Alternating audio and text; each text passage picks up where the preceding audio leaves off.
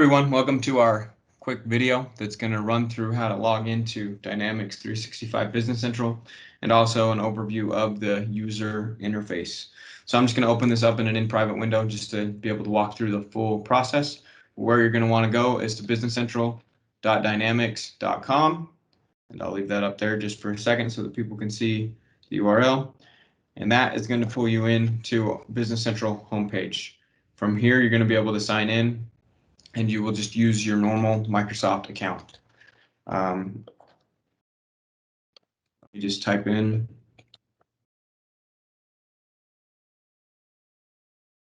my username and password, and we will log in from there.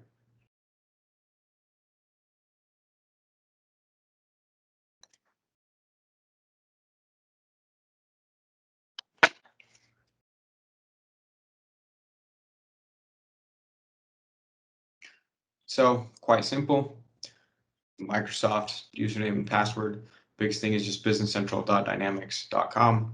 And this is going to pull you into, typically it pulls you into a Cronus environment. And I just want to discuss kind of the user interface. I'll stay in the Cronus environment, but I'll show you where to switch to your company. And it's pretty easy. So you can click on the gear icon right here, go to My Settings, and then within your settings, you can click these three dots to switch over to your company name.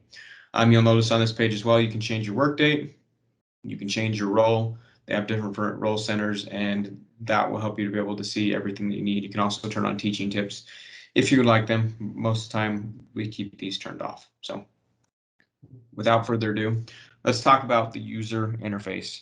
So the big things on a user interface is it's really supposed to do three things for you. It's supposed to help you go where you need to go, so you can navigate, you can get where you need to, you can get there quickly and efficiently.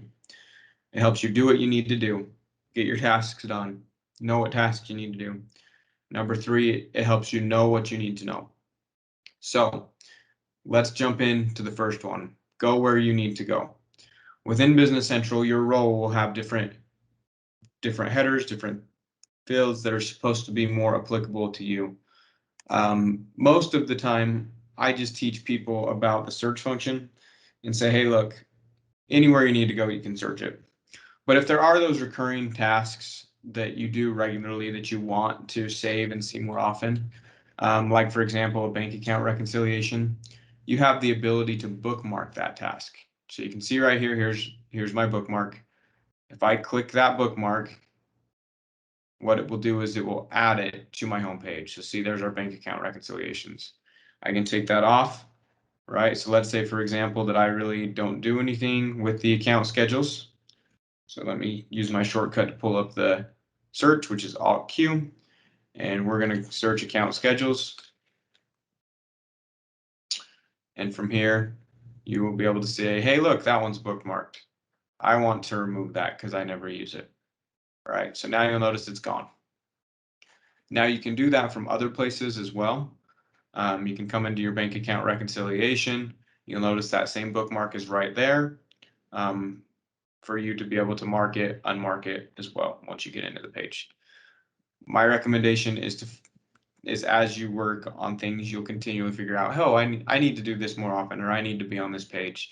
So just continue to bookmark the things that you really need. And then if there's things when you look at it and you're like, oh, I don't need to use that, you can clean that up very easily. So that's the biggest part of going where you need to go. You can use that. You'll also notice that we have tiles down here that help us get where we need to go. So we can see how many ongoing sales, how many ongoing purchases. If I want to go look at the invoices, I can go right there and it's going to pull me into the sales invoices list. You can also see the same thing with purchasing. If I need to see what sales are this month, I can drill down in this and see, okay, here's the detail on the sales this month, right?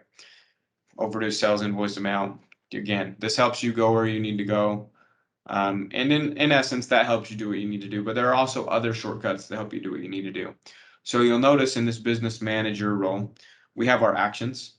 And these plus signs, whenever you see them in Business Central, they do mean add.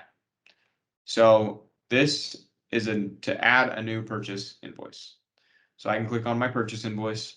and that's going to create a new one. So it's going to pull me right into the tab, and you're going to be able to do everything you need to from there. Now, one big thing on this that's very, very useful, and you can do this on almost every page, is you can personalize these pages. So again, so you have your search function up here, just so you're aware, top right corner.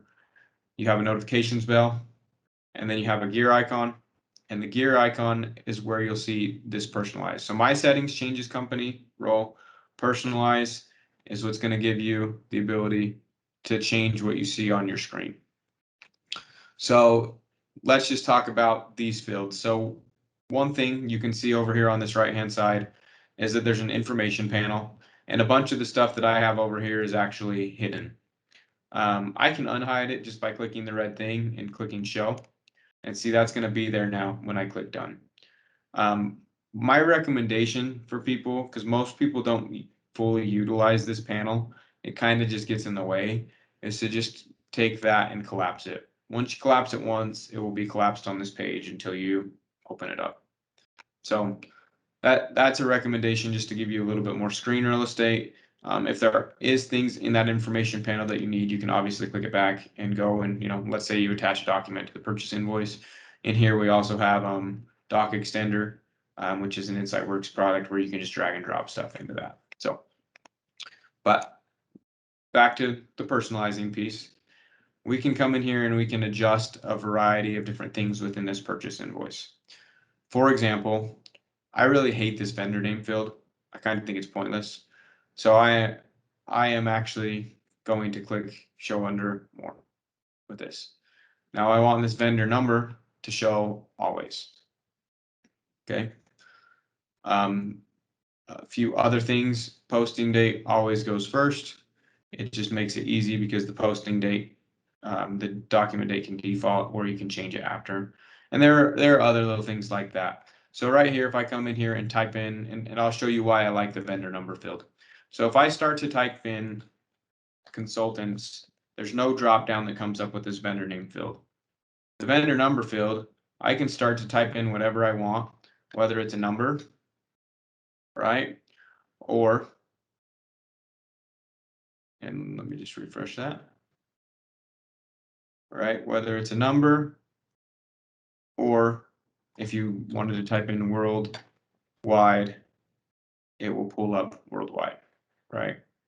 So you can see that works right there. The vendor number is a much better way to search on this page. And it's the same with the customer number on the sales invoice. And we'll go into that in more detail later on. But just to show you personalizing, let's say, for example, that we don't use location codes, I can come down here and I can hide this field. Let's say that we don't use the tax area codes, the tax group codes, right? We can hide, we can add things back in. Let's say, for example, that I actually wanted that location code back. All I have to do is come up here to the top, click the plus field button, and you'll be able to see all of the fields that are now available. All right, so now we can go down, or we can search right here, location, and it's going to pull up our location code. We can drag and drop it there. Let's say, for example, we really don't want these in this order because this order is confusing for us. Like, let's say, for example, we want our department code to be right here next to number at the front. So you put in your number, you put in your department, then you'll have this description field. Then we are going to put the location over there. So now you have your quantity, your unit cost, then your unit of measure, right? And then we can say, here's our total by amount.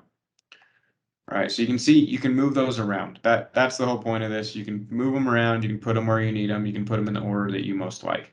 And again, we'll go into more details on the invoice specifically later on down the road, but that is just one of the big user interface things that you can use. You can see that I can change the page. So now this personalizing business manager page, I can actually come down here and remove things that I don't want to see, and I can move them around.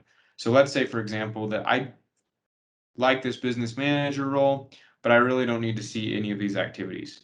So I'll hide that. And let's say I come down here and let's say I'm really like the trial balance, this information. I have my favorite accounts. I have my Power BI reports. but we're gonna rearrange this to make it so that it's a different format, right? So we're gonna put all of our graphs on the left-hand side, all of our charts on the right. Okay, and we can come down here and say, okay, so that's the format that I wanted in. Oh, and approvals. We do need to see approvals, but we actually just want them to be at the bottom. So we can come in here, and if we get it in the right spot, we can scroll down to the bottom. We can say, okay, we want to put our approvals right there.